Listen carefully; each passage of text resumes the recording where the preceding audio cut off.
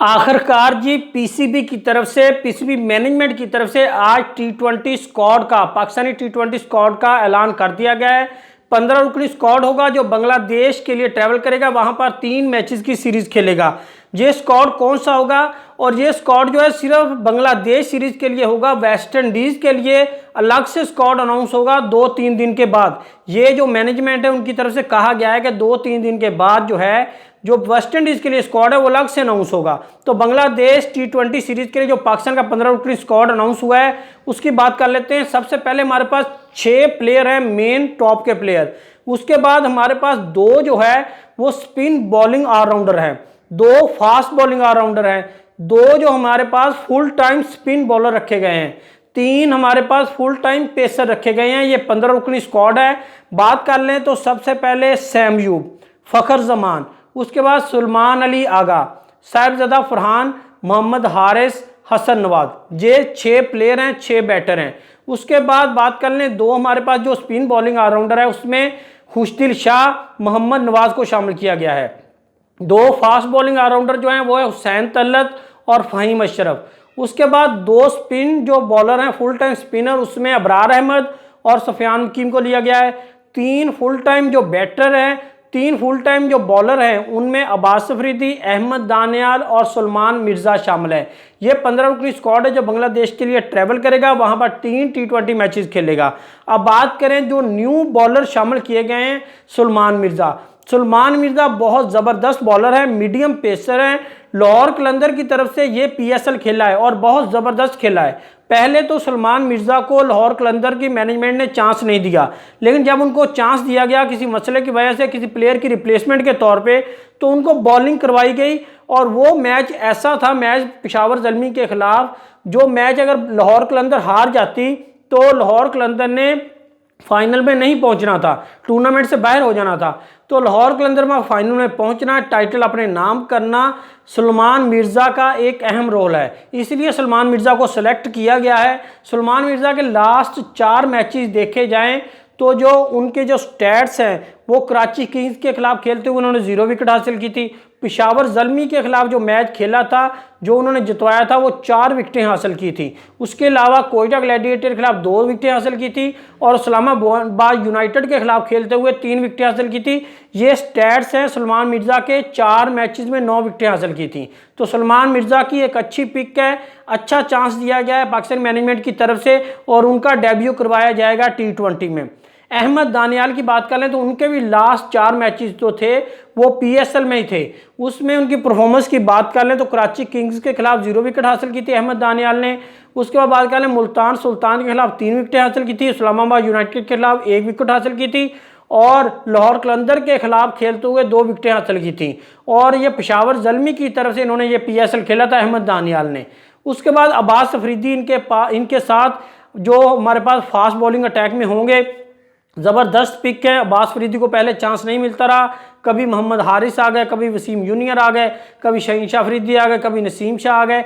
ये तीनों चारों बॉलर घूमते रहे। तो अब अब्बास अफरीदी को प्रॉपर चांस दिया गया है एज ए सीनियर बॉलर बनाकर। 7 बॉलर जो होंगे वो जूनियर होंगे जिनका डेब्यू होगा और 7 जो ये होंगे ये सीनियर बॉलर के तौर पर लिए गए हैं। तो अब्बास अफरीदी का कॉन्फिडेंस लेवल ऊपर होगा। पहले भी ये उमर गुल के बांझे हैं और अच्छी इनकी परफॉर्मेंस जाती है और ये हार्ड हिटिंग भी अच्छी कर लेते हैं। उसके बाद जो हमारे पास फास्ट बॉलिंग ऑलराउंडर हैं उसमें फ़हीम अशरफ ने पीएसएल 10 में अच्छा परफॉर्म करके दिखाया था, तभी तो उनकी सिलेक्शन बांग्लादेश के खिलाफ हुई।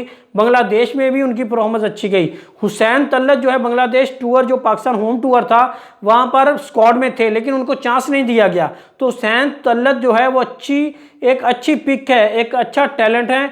उनकी जो फिजिकल है, जो फिटनेस है उनकी ज़बरदस्त है। पेशावर ज़ल्मी की तरफ से खेलते हैं तो उनकी जो पीएसएल में फिटनेस थी, जो उनकी बॉलिंग थी, जो बैटिंग थी, वो ज़बरदस्त रही है, इसीलिए उनको भी सिलेक्ट किया गया है। और उनको उम्मीद है कि अब फ़हीम अशरफ की जगह पे उनको जो प्लेइंग 11 है उसमें चांस दिया जाएगा। 2 हमारे पास फुल टाइम स्पिनर जो हैं उसमें अबरार अहमद जो है अब वो सीनियर में आ गए हैं। उन्होंने काफ़ी जो है वो कदम, काफ़ी सीढ़ियाँ जो हैं वो चढ़ ली हैं। उनकी जो परफॉर्मेंस है वो अच्छी चल रही है। अब जो प्लेयर है उनको देखकर खेलते हैं, उनको जूनियर नहीं मानते और वो प्रेशर क्रिएट करते हैं जब भी बॉलिंग करते हैं। तो अबरार अहमद तो सीनियर, उनके पास जूनियर एक हैं सुफियान मकीम। सुफियान मकीम को एक मैच में अच्छी परफॉर्मेंस की जो उनकी नहीं आई थी, उसके बाद उनको टीम से ड्रॉप किया गया, न्यूजीलैंड सीरीज़ में ड्रॉप किया गया, उसके बाद यहाँ पर बांग्लादेश सीरीज़ में ड्रॉप किया गया।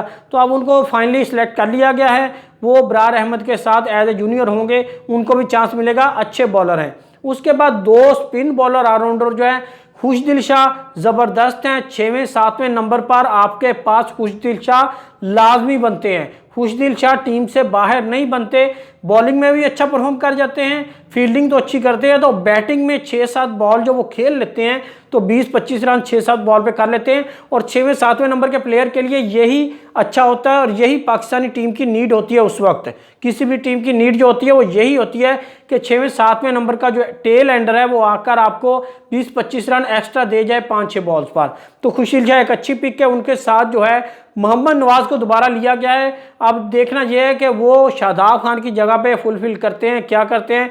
मोहम्मद नवाज के क्या स्टैट्स हैं वो आप जानते हैं। उनको फ्यूचर में, माजी में काफ़ी चांसेस मिले हैं, लेकिन उनकी परफॉर्मेंस 0 होती गई, इसलिए उनको ड्रॉप किया गया था। अब दोबारा जब शादाब इंजरी का शिकार हुए तो मोहम्मद नवाज को उनकी जगह पे लिया गया है। उसके बाद 6 हमारे पास जो है फुल टाइम बैटर हैं, मोहम्मद हारिस हो गए।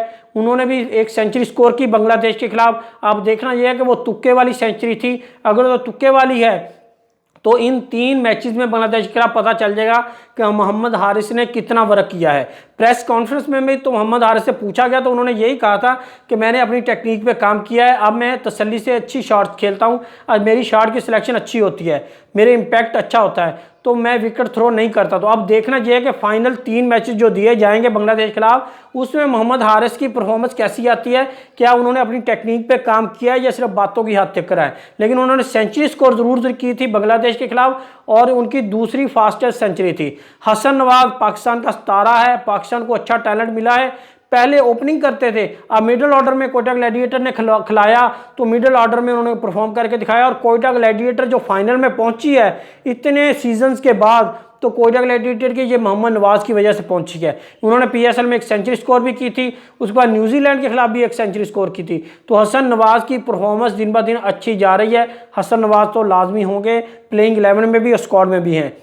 और सलमान अली का कैप्टन है साहिबजादा फरहान जो है, उनको चांस दिया गया था बांग्लादेश के खिलाफ। एक मैच फ़खर जमान ने ओपनिंग की, फिर उनको ड्रॉप करके जब साहिबजादा फरहान को चांस दिया तो उन्होंने 70+ रन किए और अच्छी इनिंग्स खेली, इम्पैक्टफुल इनिंग्स खेली। अब साहिबजादा फरहान के लिए और मोहम्मद हारिस दोनों के लिए ये सीरीज़ बांग्लादेश की बहुत इंपॉर्टेंट है, स्कोर करने बहुत इंपॉर्टेंट है। उसके अलावा सैम यूब ने ODI में, टेस्ट में बड़ी ज़बरदस्त परफॉर्मेंस दी है। लेकिन ये प्लेयर जो सिलेक्ट हुए थे ये T20 में सिलेक्ट हुए थे, तो T20 में इनकी 1 या 2 इनिंग्स ऐसी है जो इम्पैक्टफुल है, जो अच्छी है, जो मैच विनिंग्स है। उसके अलावा इनकी अभी तक T20 में परफॉर्मेंस इंटरनेशनली अच्छी नहीं गई और इस PSL में भी फ्लॉप हुए हैं। अब सैम यूब की परफॉर्मेंस पे सवालिया निशान है, लेकिन पहले हम यही बात करते थे जब इनको ODI में सिलेक्ट किया गया टेस्ट में, अब हम कहते थे कि इनको T20 में सिलेक्ट किया गया था परफॉर्मेंस की बेस पे, ये ODI टेस्ट में कैसे आ गए। लेकिन ODI में इन्होंने सेंचुरी स्कोर की, साउथ अफ्रीका में, ऑस्ट्रेलिया में मैच जितवाए,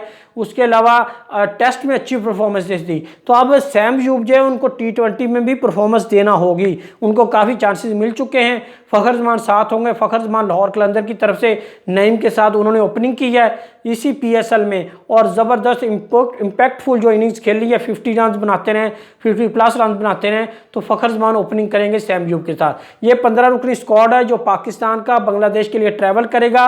सैम यूब, फ़खर जमान, सलमान अली आगा, हसन नवाज, मोहम्मद हारिस और उसके अलावा मोहम्मद नवाज, साहिबजादा फरहान, खुशदिल शाह, उनके साथ मोहम्मद नवाज हो जाएंगे। और फास्ट बॉलिंग में अब्बास फरीदी, अहमद दानियाल और सलमान मिर्ज़ा, सुफियान मकीम, अबरार अहमद, हुसैन तलत और उनके साथ हुसैन तलत का फ़हीम अशरफ होंगे। ये 15 रुकनी स्क्वाड है। अगर आपको हमारी इन्फॉर्मेशन अच्छी लगी तो हमारे चैनल को सब्सक्राइब कर दें ताकि आने वाली वीडियोज़ आप तक पहुँच रहे। Thanks for watching.